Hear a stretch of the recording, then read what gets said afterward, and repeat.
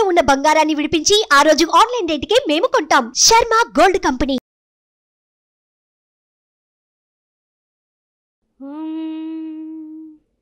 ఆదిత్యాయ సుమాయ మంగళాయ బుధాయ చ గురు శుక్ర శనిభ్యచ్చ రాహవే కేతవే నమః.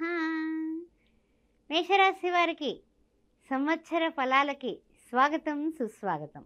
ఏ విధంగా ఉండబోతోంది? అశ్విని నక్షత్రం 4 పదాలు, భరణి నక్షత్రం 4 పదాలు, కృత్తిక ప్రథమార్థం.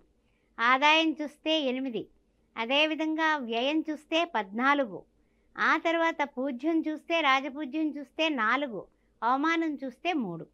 అందువలన మేషరాశి వారికి ఆదాయం కన్నా కొంచెము ఖర్చులు ఎక్కువగా కనిపిస్తున్నాయి. అయితే ఏమిటంటే రాజపూజ్యం అయితే చాలా బాగుందని చెప్పొచ్చు, అవమానం రాజపూజ్యం కంటే తక్కువగా ఉంది. ఈ విషయాన్ని శుభసూచకంగా మనం అనుకుంటూ మనం ముందుకు పెడదాము. మరి ముఖ్యంగా చూసినట్లయితే మీకు ఒకంత గురుబలం చాలా చాలా అద్భుతమైనటువంటి ఆనందమైనటువంటి పరిణామాలకి దారితీస్తుంది. అదృష్టవంతులు ఎవరయ్యా అంటే మేషరాశుల రాశివారే అని చెప్పుకోవచ్చు.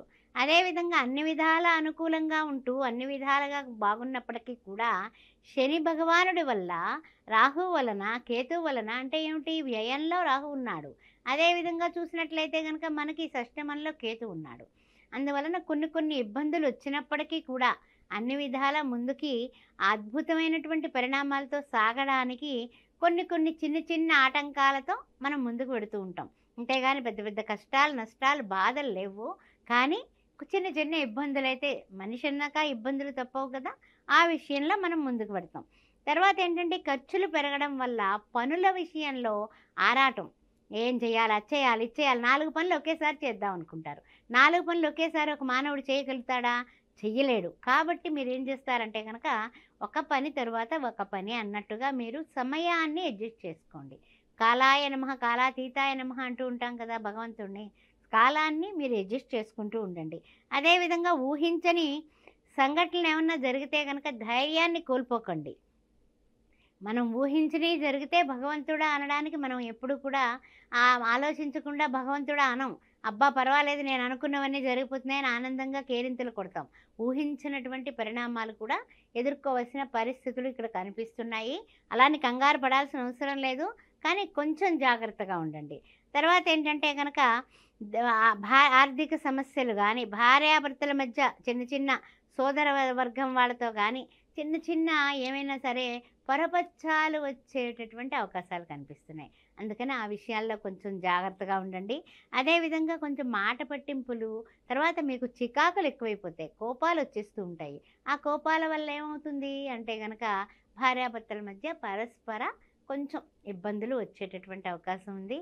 మనవాళ్లే కదా అని సర్దుకుపోయే మనస్తత్వాన్ని, ఇంకొంచెం ప్రేమని, ఆత్మీయత భావాల్ని పెంచుకోవడం అనేది చెప్పదగిన సూచన. అదేవిధంగా చూసినట్లయితే మనకి జూన్ నెలకొస్తులోకి గ్రహ సంచారంలో కొంచెం మార్పులు, అదేవిధంగా అనుకూలం అని చెప్పాలి. జూన్ నెలకొస్తులోకి కాస్త అనుకూలమైనటువంటి పరిస్థితులు బాగున్నాయి. అన్నీ కూడా ఏంటంటే కనుక ఉల్టా పుల్టా అంటూ ఉంటాం కదా, అలాగే తారుమారైపోతాయి. అందువలన జూన్ నుంచి మళ్ళీ బాగుంటుంది.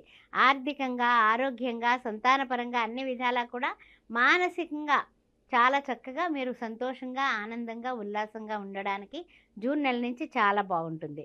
అదేవిధంగా కొన్ని విషయాల్లో, స్త్రీల విషయంలో ముఖ్యంగానండి, కొన్ని మాట ముచ్చట విషయంలో కానీ, ఏవైనా సరే విషయాలు మాట్లాడేటప్పుడు కానీ, ఆడవాళ్ళతో మాట్లాడేటప్పుడు చాలా జాగ్రత్తగా ఉండండి. ఎందుకంటే మనము మంచిగా మాట్లాడినా సరే ఆ మాటలో వ్యతిరేకత భావాన్ని వాళ్ళు తీసుకుని మన మీద కోట్లాడేటటువంటి పరిస్థితులు కనపడుతున్నాయి. కాస్త ఆ విషయంలో జాగ్రత్తగా ఉండండి. తర్వాత ఏంటంటే కొన్ని పరిస్థితులు మనకి అనుగుణంగా ఉన్నప్పటికీ కూడా వాళ్ళు మన మాటని మనం జాగ్రత్తగా మాట్లాడకపోతే మాటని అపార్థం చేసేటటువంటి విషయాలు, అది అర్థం అంతరార్థం మారిపోయి బయటకు వెళ్ళేటప్పుడు వేరే విధంగా వెళ్ళేటటువంటి అవకాశాలు, దానివల్ల విమర్శలు, ఇవన్నీ కూడా వచ్చే పరిస్థితులు కనపడుతున్నాయి. కాస్తంత ఆ విషయంలో, మాట విషయంలో జాగ్రత్తగా ఉండండి. తర్వాత విషయానికి వచ్చినట్లయితే కనుక విరోధాలు వచ్చే అవకాశం ఎప్పుడైతే ఉందని మనకు తెలిసిందో, దీపం ఉండగానే ఇల్లు చక్కబెట్టుకుంటాం కదా, ఆ విధంగా మీరు కొంచెం జాగ్రత్తగా ఉండడం అనేది మీరు ప్రారంభించండి. అదేవిధంగా చూసినట్లయితే కొంచెం తీర్థయాత్రలు అలాంటివి చేయడానికి అవకాశం కనపడుతుంది. అదేవిధంగా కొన్ని విషయాల్లో విద్యార్థులు చదువులో రాణిస్తున్నారు కదా అని వదిలేయకండి. చదువు ఏం చదువుతున్నారు, ఎవరితో మాట్లాడుతున్నారు, ఎలా ఉన్నారు అనేది మీరు తప్పనిసరిగా ఒక కన్ను వేసి ఉంచండి. అది చాలా చాలా మస్ట్ అండ్ షుడ్. ఆ తర్వాత కలిసొస్తుందా అంటే అన్ని విధాలా కూడా కొంచెం చూస్తుల్లోకి నవంబర్, డిసెంబర్ వస్తుల్లోకి కొంచెం అన్ని విధాలా కూడా కాస్త కలిసొచ్చే పరిస్థితులు ఉన్నాయి. వివాహాది శుభకార్యాలు కూడా మనం ప్లాన్ యేసుకున్నటువంటి ప్లాన్ కొంచెం ఖర్చులు ఎక్కువైనప్పటికీ కూడా కంప్లీట్ చేస్తారు. అభివృద్ధి అయితే గనక ఆదాయ అభివృద్ధి వ్యయానికి సరిపడా ఉండడం వలన మీరు కొంచెం ప్రశాంతంగానే ఉండొచ్చు. ఆ విషయంలో అయితే ఏం డోకా లేదు. అయితే ఏంటంటే కొంచెం మానసిక ఉత్సాహాలు కాస్తంత అంతంత మాత్రంగా మీరు తీసుకుంటూ ఉంటారు. కానీ ఏంటంటే ప్రతి నిమిషము కూడానండి ఏదైనా సరే నామాన్ని మీ మనసులో అనుకుంటూ ఉన్నట్లయితే జై శ్రీరామ్, జై శ్రీరామ్, జై శ్రీరామ్ అనుకుంటూ ఉండండి. విజయం తప్పక సిద్ధిస్తుంది. ఆ విషయాన్ని మాత్రం మీకు తప్పనిసరిగా చెప్పాల్సిన విషయం అనమాట. తర్వాత ఏంటంటే కనుక ఇల్లు కానీ ఆస్తి కానీ మీరు ఏర్పరచుకునే ప్రయత్నాల్లో ఉన్నారా, సక్సెస్ అవుతారు. ఆ విషయంలో ఏం డోకా లేదు. మీకు యోగం కనిపిస్తోంది, శుభయోగం. అందువల్ల హ్యాపీగా ఉండండి. అవివాహితులకి మీకు లాస్ట్కి ఏమిటంటే కనుక మనకి చూసినట్లయితే ద్వితీయార్థంలో మీకు పెళ్ళవట్లేదురా భగవంతుడా అనుకున్న వాళ్ళకి చక్కగా మనకి సంవత్సరంలో మధ్య భాగంలోకి వస్తుల్లోకి పెళ్ళిళ్ళు కుదురుతాయి, అవుతాయి కూడా. అందువల్ల వాళ్ళు సంతోషంగా ఉండొచ్చు. వ్యవసాయదారులు 2 పంటలు పండిస్తారు, చక్కగా ఫలిస్తాయి. మంచి ధరలతో మీరు చక్కగా ఆర్థికంగా పుంజుకుంటారు అని చెప్పొచ్చు. అదేవిధంగా చూసినట్లయితే జనవరికి వస్తుల్లోకి మనకి స్థిరాస్తి వ్యవహారాలు కొంచెం వాయిదా వేయండి. గొడవలు పడకండి. గొడవలు పడకుండా వాయిదా వేస్తే అవి ఇంకా ఇంకా అభివృద్ధి అయ్యి ఇంకా రేట్లు పెరిగే అవకాశం కనపడుతుంది. అదేవిధంగా నిరుద్యోగులకి ఉద్యోగ అవకాశాలు జనవరి నెలలో అయితే బాగున్నాయండి. అప్పటి వరకు నిరుద్యోగిగా ఉన్నవాళ్ళు అప్పుడు గట్టి ప్రయత్నం చేసుకోవచ్చు.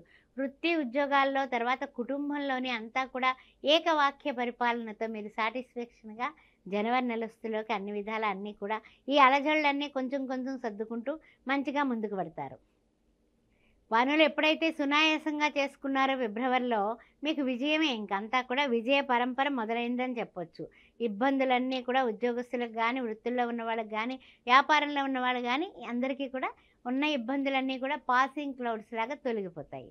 ఇంకా అప్పుడు ఏమిటంటే కనుక ఏదైనా స్థలం కొనుగోలు చేయాలన్నా, భూమి కొనుగోలు చేయాలన్నా, ఇల్లు కట్టాలన్నా ఏమైనా సరే మీరు ప్లాన్ చేసుకుంటారు, ఆ ప్లాన్ అమలు చేయగలుగుతారు. ఆ తర్వాత చూసినట్లయితే మార్చి కుస్తుల్లోకి కొంచెము ఏంటంటే కనుక స్థానచలనం అంటే ఏమిటంటే అనుకూలమైనటువంటి స్థానచలనమే. అంటే మీకు ఇష్టమైన ప్లేస్కే మీరు వెళ్ళడం అనేది, అంటే ఉద్యోగస్తులకు ట్రాన్స్ఫర్ అవ్వచ్చు, వ్యాపారస్తులు కొత్తిల్లు కొనుక్కోవచ్చు, కట్టుకోవచ్చు. అలా స్థానచలనం అయితే కనపడుతుంది. శుభకార్యాలు ఎక్సలెంట్గా నిర్వహిస్తారు. ఒక ప్రణాళికాబద్ధంగా శుభకార్యాలు నిర్వహించుకుంటారు. ఇంటా బయట మీకు గౌరవం పెరుగుతుంది. ఇంకంతకన్నా ఏం కావాలండి. అందువల్ల ఈ సంవత్సరానికి చూసుకున్నట్లయితే కనుక మనకు అన్ని విధాలా కూడా శ్రేయోదాయకంగానే ఉంటుంది. విదేశీ ప్రయాణాలకి ఎవరైతే ప్రయత్నం చేస్తున్నారో వాళ్ళకి సక్సెస్ ఉంది. అందువల్ల విదేశీ ప్రయాణాలకి ఏ విధమైనటువంటి లోటు లేదు. ఆ విషయం గుర్తుపెట్టుకోండి. తర్వాత ఇంకొక ముఖ్యమైనటువంటి విషయం ఏంటంటే ఏదైనా సరే ఇల్లు కానీ ఆస్తి కానీ ఏర్పాటు చేసుకోవడం ఖాయం. అందువల్ల ఈ యొక్క అశ్విని భరణి కృత్తిక అందరికీ కూడా శుభకరంగా ఉంటుంది. సరే, మనం చేసుకోవాల్సింది ఏమిటంటే కనుక సంవత్సరం అంతా కూడా జై శ్రీరామ్, జై శ్రీరామ్, జై శ్రీరామ్ అనుకోవడం, దుర్గార్చన, దుర్గాదేవిని పూజించడం, అర్చించడం, దత్తాత్రేయ చరిత్ర పారాయణ చేసుకుంటే చాలండి. అంతకన్నా ఏముంది. వీలైనంత వరకు కూడా శుక్రవారం పూట కానీ మంగళవారం పూట కానీ ఎవరికైనా సరే పేదవాళ్ళకి భోజనం దానం చేయండి. అదేవిధంగా గురువారం నాడు లడ్డూలు పంచండి. చాలు, 2 చేయండి. అన్నదానం చేస్తూ ఉండండి, లడ్డూలు పంచుతూ ఉండండి. ఓం శ్రీ మాత్రే నమః.